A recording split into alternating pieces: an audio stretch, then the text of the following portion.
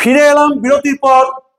তোমাদেরকে বলেছিলাম যে বিরতির পর আলোচনা করব ইন্ডিয়ান পেনাল কোড, ভারতীয় দণ্ডবিধি, এবং সেই দণ্ডবিধির একটি গুরুত্বপূর্ণ ফলো আপ যদি বলতে হয় তাহলে আমরা অবশ্যই বলবো 1833 সালের সনদ আইনকে। কারণ এই 1833 সালের সনদ আইন অনুযায়ী, সালের সনদ আইন অনুযায়ী আমরা দেখলাম যে লর্ড মেকলে তাকে দায়িত্ব দেওয়া হয়েছিল এখানকার বিভিন্ন ধরনের খুঁটিনাটি বিষয় সম্পর্কে একটি প্রতিবেদন, রিকমেন্ডেশন পাঠানোর জন্য। এবং লর্ড মেকলে তার নেতৃত্বে একটি ল কমিশন গঠন করেছিলেন। লর্ড মেকলে একটি আইন কমিশন গঠন করেছিলেন 1833 সালের সনদ আইনের ফলো আপ হিসেবে। এবং সেই 1833 সালের সনদ আইনের ফলো আপ হিসেবে একটি আইন কমিশন গঠন করা হয় 1834 সালে। এবং 1834 সালে সেই আইন কমিশন গঠনের পর যে খসড়া জমা পড়েছিল, যে ড্রাফট জমা পড়েছিল, সেগুলো রিভিউ হয়েছিল। এবং সেই রিভিউ হওয়ার পর 1860 সালে ইন্ডিয়ান পেনাল কোড, ভারতীয় ফৌজদারি দণ্ডবিধি প্রথম সূচনা হয়েছিল। এবং ইন্ডিয়ান পেনাল কোড 1 জানুয়ারি 1862 থেকে ভারতের ইতিহাসে কার্যকরী হয়েছিল। তাহলে দেখো, 1833 সালে চার্টার আইনে বিচার ব্যবস্থার আধুনিকীকরণের পথে কিভাবে পা বাড়াচ্ছে। 1833 সালের সনদ আইনে লর্ড মেকলেকে একটি ল কমিশন গঠনের দায়িত্ব দিয়ে তার যে প্রতিবেদন, তার সেই প্রতিবেদনকে রিভিউ করা হলো। রিভিউ করবার পরে সেটা নিয়ে বিচার বিশ্লেষণ হলো এবং সর্বোপরি 1 জানুয়ারি তারিখে 1862 সালে ইন্ডিয়ান পেনাল কোড বা ভারতীয় ফৌজদারি দণ্ডবিধি ভারতবর্ষে কার্যকরী হলো। অর্থাৎ সিপাহী বিদ্রোহ ঘটে গেছে। আমি বললাম যে সিপাহী বিদ্রোহ হচ্ছে ওয়াটারশেড, জল বিভাজিকা। সিপাহী বিদ্রোহ হওয়ার ফলে আমাদের সেনাবাহিনীতে পরিবর্তন এসেছে, সেখানে সামরিক জাতির ধারণা এসেছে। শিখ, গোর্খা, রাজপুত, নেপালি, এদেরকে সামরিক জাতি হিসেবে ইংরেজরা চিহ্নিত করেছে, সম্মানিত করেছে। যেহেতু সিপাহী বিদ্রোহ দমনের ক্ষেত্রে এদের অনেকেরই গুরুত্বপূর্ণ ভূমিকা ছিল, সেই প্রতিদানের কথা মাথায় রেখে এদেরকে বিশ্বস্ত জাতি, সামরিক জাতির আখ্যা দিয়ে সেনাবাহিনীতে পরিবর্তন আসলো। 1812 সালে দারোগা প্রথা পুনরায় বাতিল করে দেওয়া হলো। 1812 সালে দারোগা ব্যবস্থার অবলুপ্তি ঘটছে। এবং আমরা দেখতে পাচ্ছি এই যুগের প্রয়োজনকে মাথায় রেখে বিভিন্ন ধরনের ঘটনা প্রক্রিয়া এবং ভারতীয় ফৌজদারি দণ্ডবিধি অর্থাৎ ইন্ডিয়ান পেনাল কোড এর পরিবর্তন কিন্তু আবশ্যক ছিল। 2023 সালে এই ভারতীয় ফৌজদারি দণ্ডবিধির নাম পাল্টে যায়। বিভিন্ন ধরনের লেজিসলেটিভ প্রসেসকে ফলো করে 2023 সালে ইন্ডিয়ান পেনাল কোডের নাম পাল্টে যায় পার্লামেন্টে, এবং এর নাম দেওয়া হয় ভারতীয় ন্যায় সংহিতা। এবং এই ভারতীয় ন্যায় সংহিতা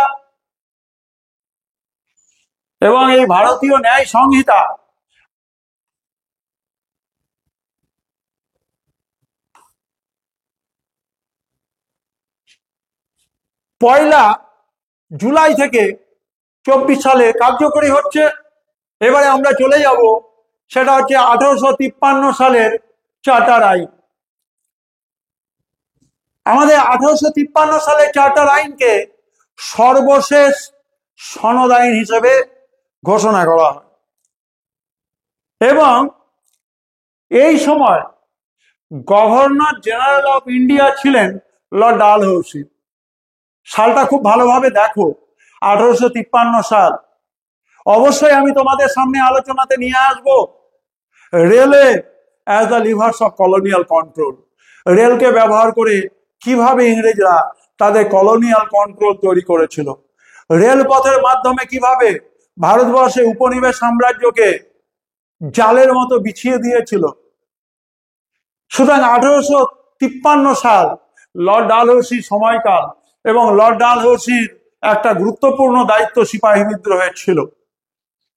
A secret inquiry committee for as the redressal of such of appointment grievances of the Indians from Kolkata, Madras and Bombay was framed in the year 1852 under the supervision of British Parliament.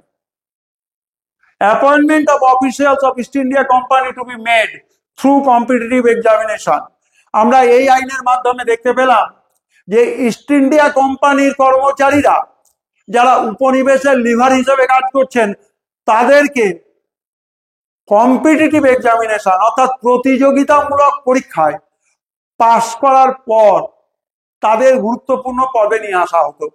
এবং আমরা এই অধ্যায়ে জানি আমাদের কলকাতার writers building এ সেই সময়কার গুরুত্বপূর্ণ যারা ইংরেজ প্রশাসকরা দায়িত্ব সামলেছিলেন তাদেরকে কতকগুলো স্টেজ, কতগুলো ধাপ, কতগুলো স্তর অতিক্রম করতে হতো।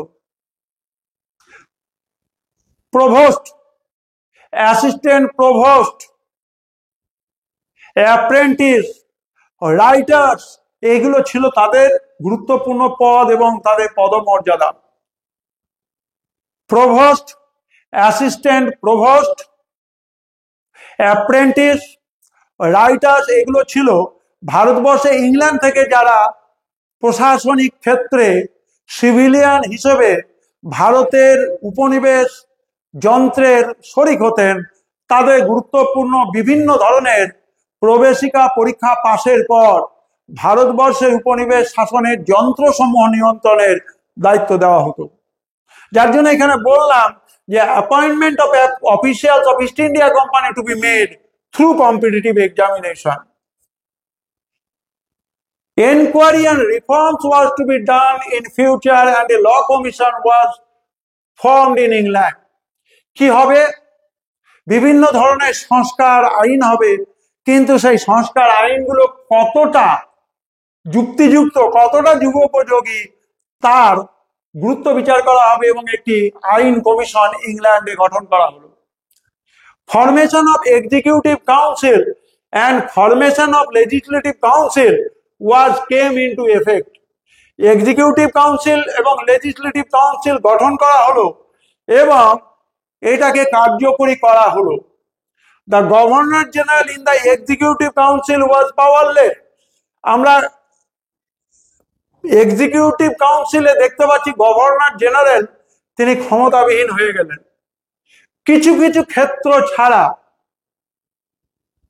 তিনি কিন্তু খুব গুরুত্ব পাননি।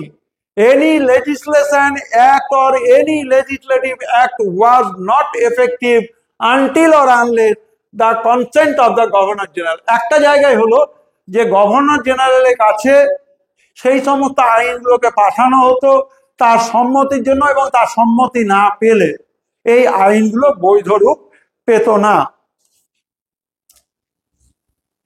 Reduction of the members from the board of directors of East India Company from 24 to 18।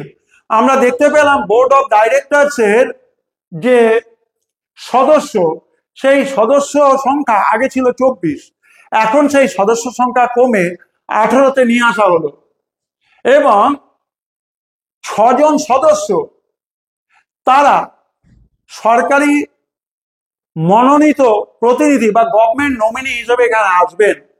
The secretary of the board of the control may be treated as the secretary of the state।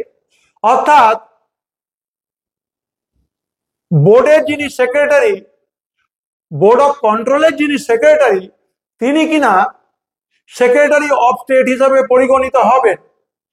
Secretary of the board অর্থাৎ বোর্ডের secretary কি করবেন?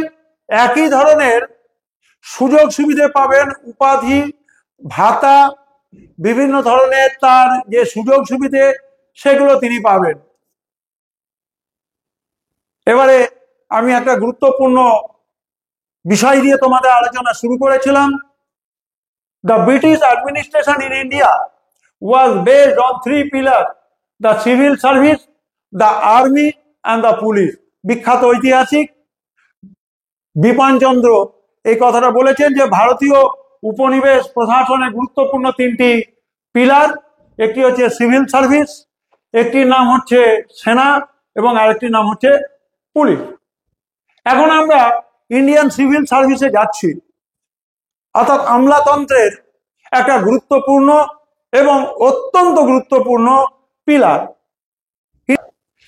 আমরা Indian civil সার্ভিসের শিরোনাম দিয়ে লিখেছি বিপিনচন্দ্রের বিখ্যাত উক্তি, সেটি হচ্ছে যে ব্রিটিশ প্রশাসনের 3টে গুরুত্বপূর্ণ স্তম্ভ, একটির নাম হচ্ছে সিভিল সার্ভিস, একটির নাম আর্মি এবং একটির নাম হচ্ছে পুলিশ। এবং ইন্ডিয়ান সিভিল সার্ভিসে আমরা দেখলাম, আগেই আমি নাম বলেছি, যারা রাইটার্সে আসতেন সেখানে অ্যাপ্রেন্টিস বা শিক্ষানবিশ, রাইটার, ফ্যাক্টর এরা বিশেষভাবে যুক্ত ছিলেন এবং এরা বিভিন্ন ধরনের দায়িত্ব সামলাতেন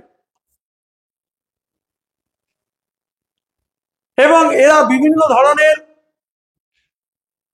উৎকোচ, বিভিন্ন ধরনের ঘুষ এবং বিভিন্ন ধরনের ব্যক্তিগত বাণিজ্যের সঙ্গে যুক্ত ছিলেন। এই জায়গাটি বারবার করে উঠে আসছিল বলে লর্ড কর্নওয়ালিস তিনি কর্নওয়ালিস কোড অর্থাৎ দপ্তরে স্বচ্ছতার প্রশ্নে তিনি কর্নওয়ালিস কোড লাগু করেছিলেন।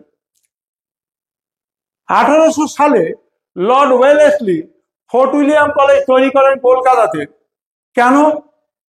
সিভিল সার্ভেন্ট অর্থাৎ ইংল্যান্ড থেকে যে সমস্ত ইংরেজ প্রশাসকরা ভারতবর্ষে উপনিবেশ নিয়ন্ত্রণের জন্য ইংরেজ সরকারের প্রতিনিধি হিসেবে আসতেন, তাদের প্রশিক্ষণের বন্দোবস্ত হতো।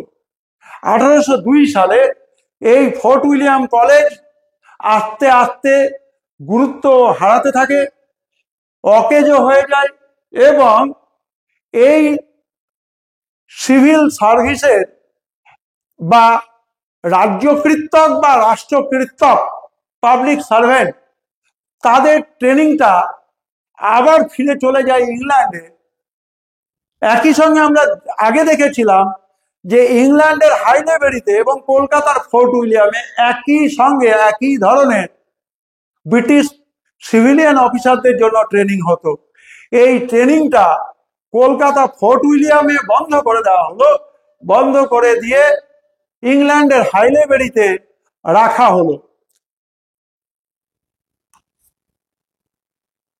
আমরা পুলিশ প্রশাসনের ক্ষেত্রে ওয়ারেন হেস্টিংসের কথা বিশেষভাবে উল্লেখ করি, কারণ প্রত্যেকটা জেলা, সেই জেলাগুলোতে ফৌজদার নামের পুলিশ আধিকারিক, যার কাজ ছিল বিভিন্ন ধরনের আইন, বিভিন্ন ধরনের ল অ্যান্ড অর্ডার, শান্তি তাকে নিশ্চিতকরণ করা, কোনো ধরনের যাতে করে কোনো অবাঞ্ছিত অনাকাঙ্ক্ষিত ঘটনা না ঘটে তার জন্য ফৌজদার, ফৌজ মানে হচ্ছে ছোট মাপের সেনাবাহিনী, তার দেখভাল যিনি করতেন তাকে বলা হতো ফৌজদার। প্রত্যেকটা ফৌজদারি পুলিশ স্টেশন ছিল এবং সেখানে একটা জেলখানার ব্যবস্থা ছিল। লর্ড কর্নওয়ালিস পরবর্তীকালে এই পুলিশ বিভাগের ক্ষেত্রে অনেক গুরুত্বপূর্ণ পদক্ষেপ গ্রহণ করেন এবং যার জন্য লর্ড কর্নওয়ালিসকে বলা হয় আধুনিক পুলিশ প্রশাসনের জনক। আমি প্রথমেই তোমাদেরকে বলেছিলাম যে রেল কিভাবে উপনিবেশ নিয়ন্ত্রণের যন্ত্রে পরিণত হচ্ছে সে বিষয়ে তোমাদেরকে ধারণা দেব। লর্ড ডালহৌসির সময়ে 1853 সালে 16 এপ্রিল মুম্বাই থেকে থানে যে রেলপথ বিস্তার হয়েছিল তার মধ্য দিয়ে রেল একটি গুরুত্বপূর্ণ লিভারে পরিণত হয়েছিল। পরবর্তীকালে আমরা দেখতে পাই হাওড়া থেকে হুগলি 21 মাইল রাস্তা তৈরি হয়েছে এবং আমরা রেল আস্তে আস্তে এতটাই গুরুত্ব, এতটাই আস্থা ইংরেজ প্রশাসনের কাছে উপনিবেশ নিয়ন্ত্রণের, উপনিবেশ প্রতিষ্ঠার একটা লিভার হিসেবে শক্তিশালী এবং শক্তপোক্ত মাধ্যমে পরিণত হয়েছিল তার প্রমাণ আমরা দেখতে পাই অ্যাকওয়ার্থ কমিটির রিপোর্টে। অ্যাকওয়ার্থ কমিটির রিপোর্ট, সেই রিপোর্ট রেলের বিষয়ে অত্যন্ত গুরুত্বপূর্ণ একটি রিপোর্ট, কারণ রেলকে বেসরকারীকরণ, প্রাইভেটাইজড একটা সংস্থা হিসেবে রেল যে অত্যন্ত লাভজনক তার প্রমাণ আমরা কিন্তু অ্যাকওয়ার্থ কমিটির সুপারিশে দেখতে পাচ্ছি। এবং সেই অ্যাকওয়ার্থ কমিটি তার রিপোর্টে দেখাচ্ছেন 15 বছরে রেলের মাধ্যমে 150 কোটি টাকা উপার্জন হয়েছে। অর্থাৎ আমরা 5 বছরে বলতে পারি 30 কোটি করে টাকা উপার্জন হয়েছে। এবং এই জন্য রেল হচ্ছে আজকের দিনেও, আজকের ভারতবর্ষের প্রেক্ষাপটে দাঁড়িয়ে অত্যন্ত লাভজনক একটি সংস্থা। এবং এর জন্য রেলের একটি পূর্ণাঙ্গ বাজেট হয় এবং রেল নেটওয়ার্কিং সিস্টেম আছে এবং ভারতবর্ষের যে গুরুত্বপূর্ণ হায়ারার্কি রয়েছে কেন্দ্রীয় স্তরে, সেই কেন্দ্রীয় স্তরে রেল কিন্তু একটা গুরুত্বপূর্ণ হায়ারার্কি। অর্থাৎ আমি বলতে চাইছি যে পদমর্যাদার নিরিখে রেল মন্ত্রক বা রেল মন্ত্রণালয় প্রায় 3 নম্বর জায়গাটি দখল করে রয়েছে। এবং এই রেলের মাধ্যমে ইংরেজরা আস্তে আস্তে ভারতবর্ষে তাদের সাম্রাজ্যবাদের জালকে বিস্তার করতে সক্ষম হয়েছিল। গোটা ভারতবর্ষ ইস্ট ইন্ডিয়া কোম্পানির শাসনের সময় পেরিয়ে ইংল্যান্ডের পার্লামেন্ট, ইংল্যান্ডের রাজা রানীর পক্ষে যে সমস্ত লিভারগুলোকে ব্যবহার করা হয়েছে, উপনিবেশ সূচনা, উপনিবেশের বিকাশ, উপনিবেশের বিস্তার এবং উপনিবেশের চূড়ান্ত পর্ব, এবং ভারতবর্ষ ছিল ব্রিটিশ উপনিবেশের রত্ন। ভারতবর্ষ ছিল ব্রিটিশ উপনিবেশের রত্ন, কারণ ইংল্যান্ডে যত উপনিবেশ ছিল কোনো উপনিবেশ এতটাই প্রোডাক্টিভ ছিল না, এতটা উৎপাদনশীল ছিল না, এতটা লাভজনক ছিল না যতটা কিন্তু রেল ছিল। তোমাদেরকে দেখো এই চিত্রের মধ্য দিয়ে আমি দেখানোর চেষ্টা করেছি যে রেল 1853 সালের 16 এপ্রিল মুম্বাই থেকে থানে অল্প একটু জায়গা, 1854 সালে কলকাতা হাওড়া থেকে হুগলি 21 মাইল, এবং এইভাবে আস্তে আস্তে রেল নেটওয়ার্কের মধ্য দিয়ে ভারতবর্ষে আমাদের উপনিবেশ নিয়ন্ত্রণে গুরুত্বপূর্ণ অংশগুলোকে কভার করতে সক্ষম হয়। এবং ব্রিটিশ উপনিবেশের রেল এমনই একটা জায়গা ছিল যার জন্য ইংরেজরা তাদের যত উপনিবেশ ছিল তার মধ্যে ভারতবর্ষকে বলতো ভারতবর্ষ ব্রিটিশ সাম্রাজ্যের রত্ন।